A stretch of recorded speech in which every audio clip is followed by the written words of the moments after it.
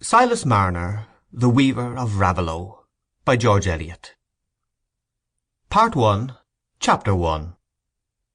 In the days when the spinning wheels hummed busily in the farmhouses, and even great ladies, clothed in silk and thread lace, had their toy spinning wheels of polished oak, there might be seen in districts far away among the lanes, or deep in the bosom of the hills, certain pallid undersized men, who, by the side of the brawny country folk, looked like the remnants of a disinherited race.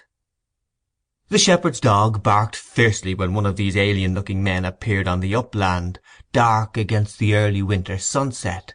For what dog likes a figure bent under a heavy bag? And these pale men rarely stirred abroad without that mysterious burden.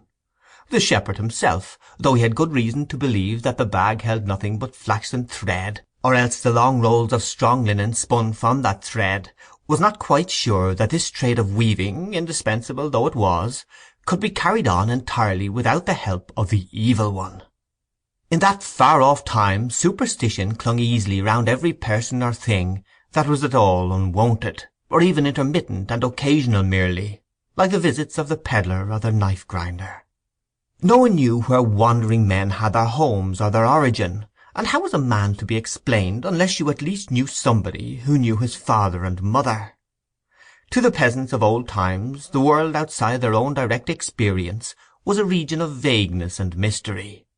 To their untravelled thoughts a state of wandering was a conception as dim as the winter life of the swallows that came back with the spring, and even a settler, if he came from distant parts, hardly ever ceased to be viewed with a remnant of distrust, which would have prevented any surprise if a long course of inoffensive conduct on his part had ended in the commission of a crime. Especially if he had any reputation for knowledge, or showed any skill in handicraft. All cleverness, whether in the rapid use of that difficult instrument, the tongue, or in some other art unfamiliar to villagers, was in itself suspicious.